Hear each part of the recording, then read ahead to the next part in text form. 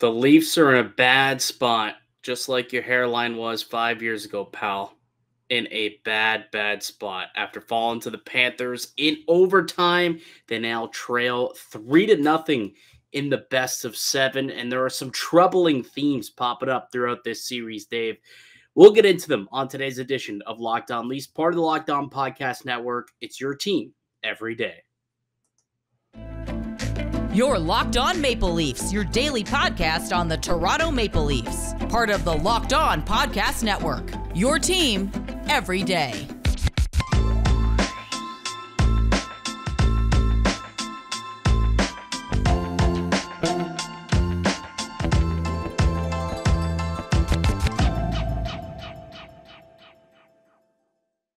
Hello and welcome into the May 8th edition of the Locked On Leafs podcast, your one-stop shop for all things Leafs. I'm your host, Mike DiStefano from TSN 1050 Toronto Radio, also known as Al's brother on TSN's Overdrive and TSN 1050's Leafs Lunch. Joining me, it's my co-host, Dave Morassutti from Sportsnet, also a writer for the NHLPA. If you're an everydayer who listens to the show, you know this. But if you're new to the show or a first-time watcher or listener, Locked On Leafs is a daily Maple Leaf-centric podcast. So be sure to subscribe for free wherever you get your podcasts from. You can also catch us up on video form on YouTube. So that's Locked On Leafs on YouTube. Hit subscribe. Got new content coming out each and every weekday, Monday through Friday.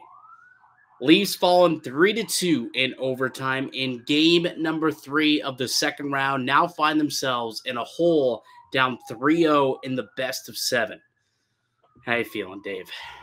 Oh, it's great, Mike. It's fantastic. I mean, I don't think I've ever felt so dejected after watching a Leafs game. Just because in no way, shape, or form could you have expected this. Like, no way. No, I know. Like you would think that this team should have been able to find it deep within themselves to not play as poor as they did. Like they had a gift that this game was tied through 40 minutes. A gift that it was tied through 60 minutes, I suppose. Yeah. But after 40 in particular, just with how bad the core four had played, right? Like, namely Marner, Matthews, Tavares. I'll even throw Ryan O'Reilly in there. I didn't think he had a good game in particular as well. That giveaway to Matt Tkachuk, I don't know what the hell that was all about. But, like, those four guys in particular, I thought were just awful. And those top two, Matthews and Marner, through the first 40 minutes, absolutely invisible unless they're getting caved in their own end. You know, for them to be tied after 2 periods, they had to be pretty happy. And I thought, okay, at least if they can come out in the third and do what they've done for a lot of these playoffs where they at least come alive late in games and get a lot of good opportunities and show that they're out there and they're putting on an effort and putting on a show. Nope, just as brutal as of an effort in the third period. And, you know, luckily this thing was still tied, went to overtime. And, after a terrible start to overtime, it didn't take too long for Florida to end things. But like that's the main storyline I think coming out of tonight's game. If you're a Leafs fan, is where the hell were the big boys in a game that meant so much to this team? There was no chance that they could afford to lose this game. It was non-negotiable. This was the most meaningful game of the year for them, and they were all complete no-shows. What also made it worse is that I watched the Oilers Golden Knights game. Oh. Okay. When you see Leon Draisaitl and Connor McDavid lead the charge in a thumping, right? After that awful game 1 that they had, game 2, they come out and they destroy the Golden Knights. You think this is what the Leafs are missing. This is what they've been missing all playoffs long, where their star players come out and show that they are their star players. And that's what made this so disappointing is that, you're reading it all over Twitter. I'm reading it in the Discord. It's the $40+ million that they're spending on these guys to just lose to guys like Anthony Duclair, Sam Reinhart, Sam Bennett. Verhaeghe.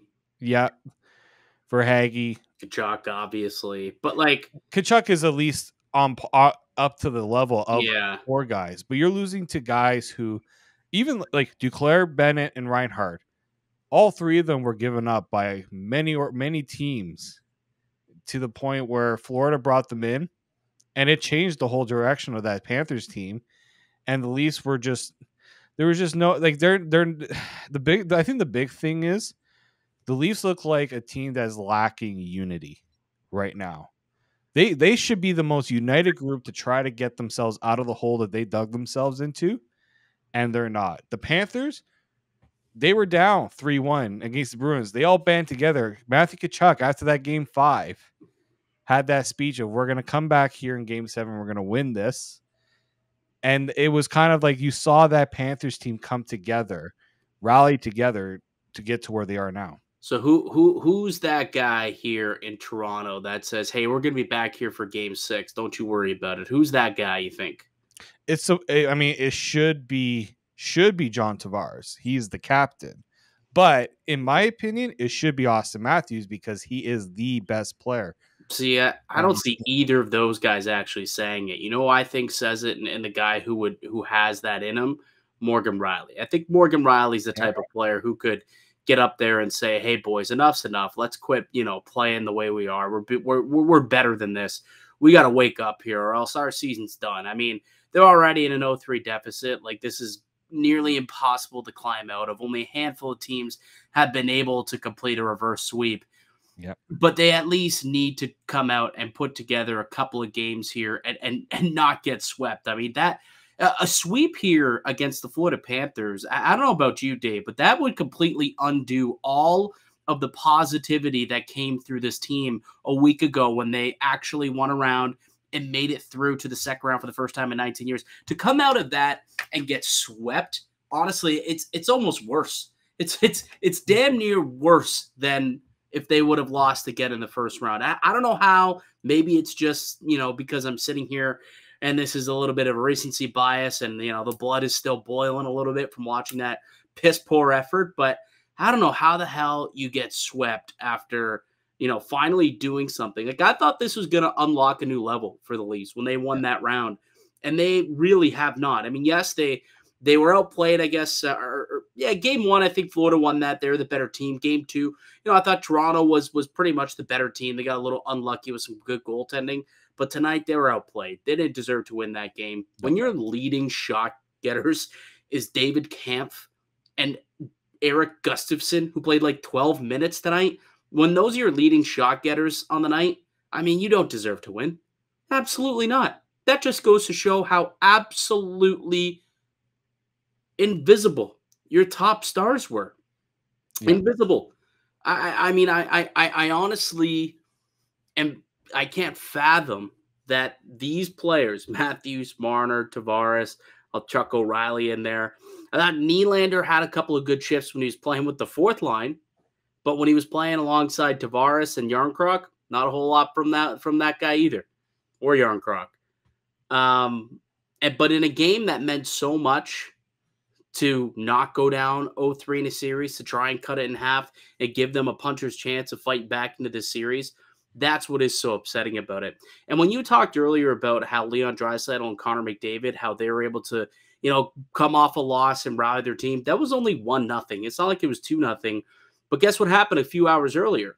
Jack Hughes and the Devils were down 2-0 to the Hurricanes, and they got off the floor, and it was Jack Hughes who punched the Canes in the mouth, quite literally. I don't know if you saw, he had a little takedown of Sebastian Aho, showed a little piss and vinegar today, and ended up with a 4-point night, couple of Genos. Thank you very much. We'll take this win, double it up, scored 8 goals as a team, and now they're moving on to game number 4 with that lead cut in half. Toronto tonight? Not even close. Not even close to showing the type of stones that team did tonight in Carolina. The Toronto Maple Leafs completely folded up tonight and had zero pushback. There was no animosity. Nobody was out there trying at all. They were brutal on their forecheck. And, it was just an awful, awful outing for a team that almost had their season on the line. It was as must-win as it gets. Now it really, truly is must-win. And that's the performance that they gave. Awful, awful, unacceptable. I mean, there are not enough words really to describe like the feeling of Leafs Nation. Like, for some people who like to, like, I'm going to bring up Ryan Whitney right now. He loves to dump on Leafs Nation. When he is out there saying he feels sorry for Leafs fans, I think that shows just how they like not wanting to kick a fan base when they're down, when they're already like they don't need to be Yeah. told. Mathot's got no class. You see Mark Mathot throwing out some Yeah, jabs there. I'm not even gonna entertain that. I'm not even. Mark Mathot has no class. He's out there throwing out jabs. He's a weekly on Locked On Sens too, which makes it hurt even more. Dave makes it hurt even more. I'll have to have a word with our guy Ross and Pilsy about that one. But yeah, just a terrible effort, and the goaltender, he goes down. We don't know what the severity of that injury is going to be. Why don't we take a quick break? We can dig back into the game and get more into the nitty gritty about what we saw happen. We can maybe discuss Joseph Woll, how he played, and what do the Leafs do going forward if Samsonov is unable to continue for Toronto. We'll discuss all that and more on the other side. But first, a word from one of our show sponsors today. It's Indeed. There's no I in team, but there is one in Indeed, and that's the hiring platform you need to build yours. When you're hiring, you need Indeed. Indeed is the hiring platform where you can attract, interview, and hire all in one place. Instead of spending hours on multiple job sites searching for candidates with the right skills, Indeed's a powerful hiring platform that can help you do it all. We streamline hiring with powerful tools and find you match candidates. With Instant Match, over 80% of employees get quality candidates whose resume on Indeed matches their job description the moment they sponsor a job, according to Indeed Data US. Candidates you invite to apply are 3 times more likely to apply to your job than candidates who only see it in the search, according to US Indeed data. We get you one step closer to the hire by immediately matching you with quality candidates. Even better, Indeed's the only job site where you pay for applications that meet your must-have requirements. Join more than 3 million businesses worldwide that use Indeed to hire great talent fast. Start hiring now with a $75 sponsored job credit to upgrade your job post at Indeed.com/lockedon. Offer good for a limited time. Claim your $75 credit now at Indeed.com/lockedon. Indeed.com/lockedon. Terms and conditions apply. Need to hire? You need Indeed. Welcome back into the Locked On Leafs podcast. It's Mike DiStefano and Dave Morassutti. We're hosts here at Locked On Leafs. A disappointing effort from Toronto in Game 3. They fall 3-2 to the Florida Panthers. It seems like a race to 3 has kind of been the main objective here in these first 3 games, right? Toronto's only been able to get to 2, where in all 3 games, Florida gets 4, then 3, and 3 in back-to-back here, and they hold a 3-0 lead, a massive stranglehold in the best of 7. Dave, I've got some pretty disparaging statistics, some underlying numbers on the big boys tonight, just to kind of show how poor they actually were as a unit and individually. Would you like to hear them? I mean, sure. I'm sure a lot of they'll paint a very, I won't even call it a great picture. It's like, no, it's an ugly picture, but it just goes to show how bad they actually were, which is annoying because I went and I listened to the press conference, the post game audio, and they're talking about how we just got to keep trying to generate our looks. We just got to keep playing the same way. We've had our looks, and we just keep hitting a couple of posts and blah blah blah. They're happy with their play. Just offense is hard to find, and let me tell you, offense is earned, not given in the Stanley Cup playoffs, fellas. So go out there and earn your damn ice. Don't expect it, because again, this is not only round 1. This is what it's like in round 2 of the Stanley Cup playoffs. That being said, tonight was not a night to say we just got to keep doing what we're doing and get our looks, because there was not a whole lot of looks by the top line and the top 6 individual. You look at that top line of Austin Matthews, Mitch Marner, and Michael Bunting had only 33% of the expected goals tonight. Matthews on the ice for the game-tying goal, gave up 9 scoring chances and only generated 3 themselves. That top line was gave up 3 times as many scoring chances as they were able to generate. So you're going to tell me that you want to keep doing that going forward? I don't think so. If you can only generate 3 scoring chances at 5-on-5, in which there's no power play, so that's literally the entire time they're out there, That ain't good enough, fellas. That is not good enough. When Austin Matthews' first shot on goal doesn't come until the 14:42 mark of the third period, that is not good enough, my friends. Not good enough. You want to talk about Mitch Marner? Whew, he was even worse tonight. 24% expected goals individually when he was out there on the ice. Gave up 18 scoring chances against, 11 of which of the high danger variety. And the worst part about it is he spent most of the time in the offensive zone. 70% ozone starts, and every single time he ended up in his own net was getting absolutely caved in, and he was only credited with one giveaway on natural stat trick, but he must have had 3 or 4 pretty bad turnovers tonight. I mean, I can think of two in particular in the first period alone, both behind his own net, where he thought he had time, and all of a sudden, no, he didn't. They pressured him. He gives up the puck, and it leads to extended zone time for the Florida Panthers. So he gave up multiple turnovers and giveaways in this game. He was probably among the worst of the bunch when we're talking about some of the big boys out there. In game number 4, they have to. It's not even negotiable. They have to have an outstanding performance, or I guarantee you, I can't guarantee it, but there'll be strong conversations had about the future of this group and the future of those two individuals if they put out another stinker like this in game 4 and get swept. No doubt. Like, I know you don't want to guarantee anything, but I don't see this fan base. They're done with this group right now. Like as it is right now. Like there's just no way.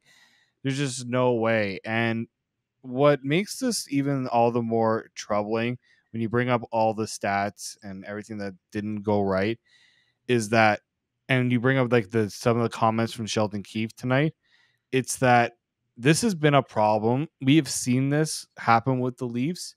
Sheldon Keefe, at one point, we discussed it on the podcast. He comes out and he kind of throws some shade at his star players. Then he walks it back. And we said that was a mistake when he did that. But for him to say that, we got to continue to do what we're doing shows where his problem lies as a coach. Because the big adjustment going, what are the Leafs going to do with Matthew Nizel? How is Sheldon Keefe going to make changes? His big change was to bring in Eric Gustafson and Justin Hall, take out Timothy Liljegren, and nothing else. That's for that to me. That's the coach basically justifying what the Leafs have been doing up until this point. The team has only won one game in regulation in the whole playoffs. They have played 9 games and have won once in regulation. Yeah, you could argue that of the 9 games, they were outplayed in 7 of them. Yes. And that's not winning. Like, I don't understand how he thinks that what the Leafs have been doing up until now has been fine. But it's because they're generating a lot of quality chances and quality looks. That's why. Lots of chances, lots of quality chances. That's what I keep hearing from these fellas. Guess what? Those chances are becoming goals. And at the end of the day, look, I'm a big proponent of the underlying numbers, okay? I believe that they mean something. But in the playoffs, when you don't have a chance to bust out of a bad luck drought, at the end of the day, expected numbers in a playoff series, especially in when you're this deep into a series and you're down 3-0 or 2-0, expected means nothing. You got to actually score goals. You got to figure out a way to get goals out of this group. You just have to. And for whatever reason, you look at the big boys. John Tavares is the only one in the last 3 games, or sorry, what was the graphic that I saw today? So Tavares has a goal in the last 6 games. Tavares has 1 goal. Marner has 0. Nylander has 0. O'Reilly has 0. And I think Matthews might have 1 as well. Mm-hmm. But that's it. I don't know I don't know how people can, how the Leafs can expect that to continue and they succeed. Like, that hasn't even been talked about. And Sheldon Keefe comes out and says it's a team game and we need everybody to find a way to break through here.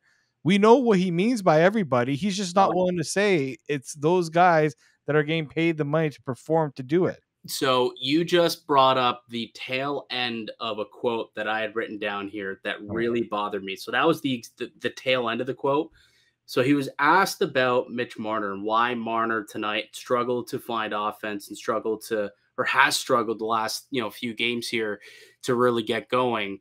And his answer was essentially, like they're playing him hard and, he's getting some looks and some chances, but, they're playing him hard. He's got to find a way to get through it. Okay, sure. But then he followed up. And I also, by the way, I hate that. Like he's got to learn how to get through all that. Yeah, he's had to learn for years now. Who's going to teach him to do it? He's either going to learn or he's not. Like at the end of he just might not be able to do it. I don't know. But then he continued to say, today was a different game than the other two. Not a lot of offense available tonight. We didn't get an abundance of looks like we did the other night. Again, no power plays make it a little more challenging too. Sheldon, your stars are paid very handsomely, okay, to get through these challenges and to create opportunities for themselves, okay? Offense isn't given in the playoffs. It is earned. And the core just simply did not earn their chances tonight. It's as simple as that. And listen, Florida not making offense available and not getting any power plays is not the excuse you think it is for your team not to score and to produce. It's just simply is not. How did Florida get their offensive opportunities? They made those opportunities. How many times did they throw a stretch pass down the ice and the Leafs just allowing those stretch passes to get through? Yep. And, the Duclair goal. How many minutes did Justin Hall play in this game? It was more than he should have. Are we turning this into a Justin Hall crab fest? I didn't want to go there. Are you going to go there? No, I'm not going to go there entirely, but it's what started it because you're up 1-0. You are on the penalty kill. Your job is to defend. Him and Jake McCabe both. I'm going to give them both crap for this one. I think McCabe was on the ice for all 3 goals tonight, by the way. I believe you were correct. TJ Brody was on the ice for the winning goal, and so was McCabe.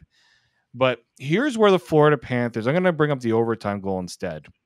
Sam Reinhart gets a stretch pass from Aaron Ekblad.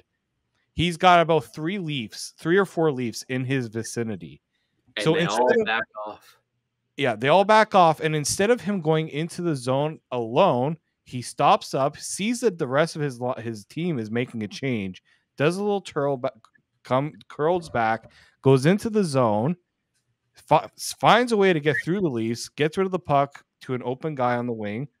He gets by 3 or 4 guys. Brody is doing I don't know what, and he gets the pass behind the net, and Joseph Woll's got no chance. No. I'll tell you where the problem is for me on that play. Okay, the game-winning goal, I have 2 issues with that play. Okay.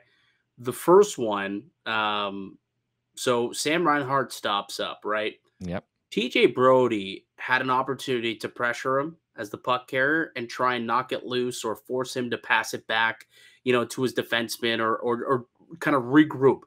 Instead, he decides he's going to retreat and he ends up running into, I think it was Lafferty or Kerfoot, one of the two, and it kind of put them out of place a little bit. And then he realizes, Sam Reinhart, oh, they're giving me all this space. They've backed up. Okay, I'm just going to dipsy dangle my way. No one gives him any type of pressure. No one's trying to get the puck off him or breathe on him or anything. It's as if he has COVID and we're back to 2020. No one wants to go within 6 feet of him. So he dipsy dangles all the way through the guys and then goes around, rings the puck around the boards, and then gets it back and does a nice move or whatever to get the wraparound goal. But again, TJ Brody, just unable to get the puck off of him, just lets him grab the puck and away he goes. That play should not have happened. That's just soft coverage in the defensive zone. That's what that is. Mitch Marner could do all of that, but the difference is they close on him. They don't allow him to get that type of space. The Maple Leafs all just backed up and said, here you go. Here you go, clean entry. Come on, get in here. Come on, this is where the fun's at. Isn't this where the fun is for you guys in the ozone for you? Yeah, come on, get in here. It was, oh, man. I was so infuriating watching that whole play kind of develop there. So infuriating. But what are you gonna do, pal? What are you gonna do? All right, really quickly, let's go through a good, bad, and ugly. I mean, we already kind of went through a lot of it, but we could briefly get to it. Then we'll come back and talk about the goalie situation with Ilya Samsonov leaving game number 2, or game 3 tonight in the second period. We don't have an exact update on his status, but we could still debate what happens going forward, given either situation. So we'll do that on the other side. But first, Dave, let's go through our goods and bads and uglies really, really quickly.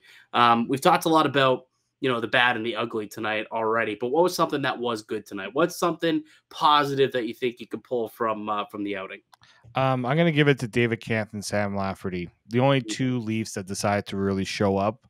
The guys had to deal, they had to carry the team. And I through 2 periods, I said the fact that Sam Lafferty and David Kampf are your 2 best players speaks volumes of how bad things are going. So David, that was my only good. absolutely, the fourth line, 100%, and I mean, they got the opening goal as well, right? Sam Lafferty opens up the scoring, and Kampf is the one who gets the assist on it. But David Kampf also tonight, 13-1, 13-1 in the faceoff dot tonight. That's terrific, and you wonder why that fourth line had so much success. Well, they were able to get possession off the draw and quickly transition up ice because they had possession. You look around the rest of the team. Okay, well, let's see how the rest of the team did. Oh, look at that. Ryan O'Reilly under 50% tonight at 40%. You look at the Austin Matthews, 50-50, 50% tonight, won 7, lost 7. Right? So, it's just they're not winning enough face-off draws from the rest of the lineup. Luckily, they got a really strong one out of David Kampf, and that's why he had a lot of D-zone starts, and he took a lot of big face-offs. That's why with 30 seconds to go in the game in the defensive end, they threw over the fourth line because they're like, well, this is the only guy winning face-offs right now for their team. So, yeah, I agree. He was really good tonight. And the fourth line as a whole, even when they threw Willie up there, that's when he looked his best. I don't know how or why, but the best that Nylander looked all night was the few shifts that he took on the fourth line. They had 4 high-danger chances in the 3 minutes that they had played together tonight with Ham, Lafferty, and David Kampf. I thought that they looked good as a trio. I don't know how much more we expect to see of those 3 playing together, obviously, but I thought it was noteworthy that the best Willie looked all night was the 3 minutes he spent with the fourth line. Kind of weird, kind of bizarre, but that's what we got tonight. I think we do also got to give a little tip of the hat to Joseph Woll. Yeah, I mean, he came in a really bad situation. Came in on a power play at that. Had to kill off a power play and almost killed it off. I suppose 1 second left when he allowed the goal by Duclair. And I thought he made a couple of big stops tonight. I mean, if Joseph Woll wasn't sharp, that game doesn't even go to overtime. That game is so far gone, it's not even funny. So I thought that Woll actually did have a pretty solid outing when he came in for the injured Ilya Samsonov. What was bad tonight, Dave? Something bad that we hadn't talked about yet. I mean, I just think the Leafs just did not do any of the little things right. We talk about generating chances. There was no forecheck. You talked about their lack of gap control in the defensive zone. Sustained pressure wasn't there. I just think the game plan from the start was flawed. The game plan has been flawed for a long time. And so Sheldon Keefe gets the worst grade out of everyone with an F because there was no adjustments to try to even get any spark to try to change anything in this game. They've done a really good job through these playoffs, actually through the first round, of not allowing, odd man rushes and guys in behind them for breakaways. That has not been the case. Their coverage of trying to take away those breakaways, staying on top of pucks, has not been strong throughout this whole series, this whole 3 games. And tonight, again, burned on it by Duclair. He had a couple of opportunities on the breakaway tonight. They just can't allow that. The forecheck was another one that I had. There was a lot of dump-ins and, lack of execution on the puck retrieval. They just didn't seem to be able to get the puck back, and lo and behold, they end up with the, possession going the other way. And then they're getting absolutely caved in.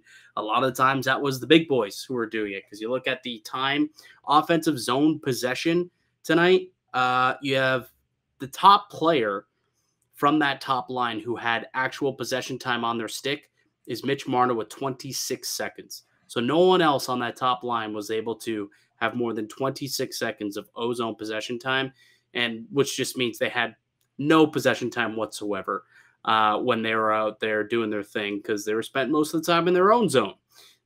So that's definitely not a good thing. That is a bad thing. And slot shots, just 8 slot shots tonight. So not even generating good looks. And nobody had multiple slot shots either. It's 8 players, had 1 slot shot apiece. So no one was really getting dangerous and finding that middle ice and battling to earn those opportunities in the middle of the ice. Just was not happening compared to the 14 that the Florida Panthers were able to generate themselves. And the ugly, I think we just got to pretty much just go with the performance of the core group there. The big boys, obviously, Mitch Marner and Austin Matthews. We've kind of already talked a lot about how poor they played, but I don't think it could be understated how bad of a performance it was from, Mitch Marner. Lots of giveaways, was caved in tonight, didn't really do anything offensively. He's got to be he can be, and he has to be much, much better than that. But, Matthews wasn't too far off, and Tavares was pretty invisible as well. That ugly, ugly giveaway from Ryan O'Reilly. We got to definitely talk about that for half a second there. That's very uncharacteristic, but not something that he can really afford to do. Imagine if they scored on that. Like, there was 4 minutes left in the game. If Sam Bennett, they give the puck away in his own end to Matt Tkachuk, gives it to Bennett, who comes in all alone on a breakaway and goes between the legs, little a la Thomas Hertl, and tries to roof it. If that goes in and that's the game-winning goal, just Sam Bennett scoring the game-winning goal in that type of flashy fashion would have just ruined everything for Leaf fans. I know people already are upset, but imagine how much more pissed off they would be if that was the way it ended. That was the game-winning goal. He was being billed as public enemy number 1 going into this game. He would have been there would have been monuments being built in Florida if he did that. Yeah. All right. On the other side, let's have a quick discussion about the goaltending moving forward with Ilya Samsonov leaving the game in the second period. We'll find out, what may be next for this Toronto team as they head into a legitimate do-or-die Game 4 Wednesday night. But before we get into all that, Dave, why don't you tell us a little bit about Built Bar?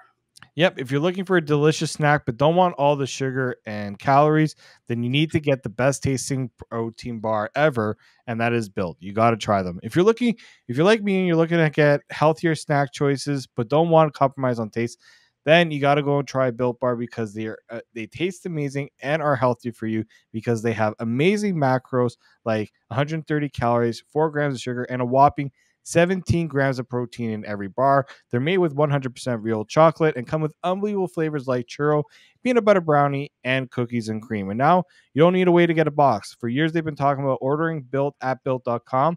Now you can go get them at your local Walmart or Sam's Club, where you can go and get specialty flavors also at Built.com. That's right. Head to your nearest Walmart today. Walk to the pharmacy section, grab a box of Built bars. You can pick up a 4-bar box of cookies and cream, double chocolate, or coconut puff. If you're close to Sam's Club, run and grab a 13-bar box with hit flavors like brownie batter puff, churro puff. You can thank me later. And you can also go to Built.com.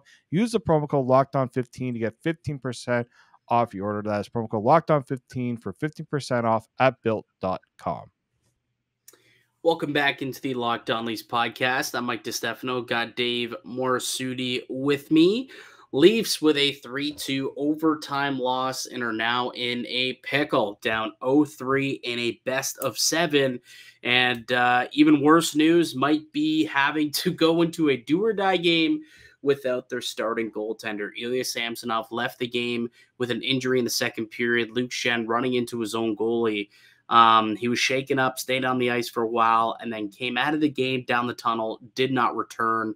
Was asked post-game what the situation was. No real update for Samsonov, but there was, a couple updates. Apparently, Matt Murray is available if need be, Dave. So, the question is here, if Ilya Samsonov cannot go on Wednesday for Game 4, which goaltender would you choose, and which goaltender do you think the Leafs would choose to start that game? I think it's going to be Joseph Woll. I think they have brought him in, given those games down the stretch where Matt Murray was out with the concussion, just to see if Joseph Woll could handle some sort of a workload. But he was put in a pretty tough situation, and he played as well as you could expect a goalie to play in that situation. Yes, I know that they didn't win, but he gave them every opportunity to win that game. I thought he looked, there were some shaky moments, but he made the saves on plays that honestly I thought the Panthers were gonna score on. And that's all you can ask for of Joseph Woll at this point. I just don't know. Can Matt Murray give you anything better than what Joseph Woll gave you tonight? I don't think so. The guy hasn't played in so long, and that's just you go with the guy that's not only played more recently, but I think this is the chance for the Leafs to see, can Joseph Woll be the guy, because they got him signed for the next few years. Like, there's a future here with Joseph Woll. They got to see if they have it, and I just think it would be a very unnecessary risk to take by putting Matt Murray in right now in this series. Yeah, I think I'm with you, where my mindset would also be to go back to Joseph Woll. I think he also looked pretty calm tonight, given the circumstances that he was put into this game. I thought, to your point, he did make some pretty big stops and gave his team a chance to win the game tonight. Unfortunately, in front of them, they just didn't do enough to score, obviously. So it's really unfortunate that that we're in this situation, but I something in me, though, tells me that there's nothing the Maple Leafs would rather more than for Matt Murray to be the savior this season. Like, they traded for him, they doubled down, they said, we believe in this guy. And then at the deadline, they said, nope, he'll be healthy, he'll be back. And then we also have Joseph Woll to be a third player, to be our third goaltender if something were to happen. And he gets injured like a week after the deadline. And all of a sudden, it's like, okay, well, we all expected that to be the case. We haven't really needed Joseph Woll up until now. But for some reason, like, I got a weird gut feeling that that they'll play Matt Murray. They told us time and time again, this is what they got Matt Murray for. Not for the regular season, for the playoffs. The reason why they brought him in from Ottawa was not because of what he did for the last 3 years over there, but it's what he did a few years ago in the postseason with the Pittsburgh Penguins. The guy's won some Stanley Cups. He's played in some high pressure-packed moments, and they're banking on that to kind of come back to him in this game. Because again, I think if you're the Maple Leafs, if you can if the best story for them would be for Matt Murray to pull this team off the mat and somehow pull off a reverse sweep for the ages. Like, the story that would be for Toronto, and the feather in the cap that would give for the general manager, Kyle Dubas. I feel like they want that to happen. However, that would be an incredible ballsy move to not go with Joe Woll, someone who played fairly well, I would say, in his, 2 periods basically of hockey against Florida, and go with a guy who hasn't played in about 6 weeks. It would be a ballsy maneuver, but something deep down tells me they kind of want to do something like that. They might do something like that. I don't know. Yeah, I mean, the fact that Sheldon Keefe didn't declare Joseph Woll as the guy. I mean, look, we also don't know what Samsonov's situation is going to be like. Right. Although if Samsonov isn't even like, if he's dealing with anything, I don't even risk that. I like, because if a goaltender is dealing with something physical, it impacts them mentally and what they can do on the ice as well. Well, he's been battling Yeah. all playoffs, man. Like, and you saw after he took that shot from Morgan Riley in game number 2, he kind of went down on a knee for a second to catch his breath and then got back up. And then tonight when he gets ran into by Luke Shen, that was it, man. That was it for him. So he's battling through something. There is an extra day in between. The game's not until Wednesday. So that would bode well, I suppose, to Samsonov. Give him an extra day to try and shake off whatever injury cost him to miss the rest of the game. But I don't know. We'll see. I think they have faith in all 3 goaltenders. I personally would go with Joseph Woll. But again, like I said, there's just this weird part of me that knows how much they believe in Matt Murray, the former Sioux Greyhound Matt Murray, and how much they would love it if he could come in and pull this team from out of the dead, basically, and go on a run here. But I don't know. We'll see. I'm sure we'll have more information at practice on Ilya Samsonov, and maybe, I'm sure Keefe will keep it pretty tight to the vest there until game time on who his starter is going to be.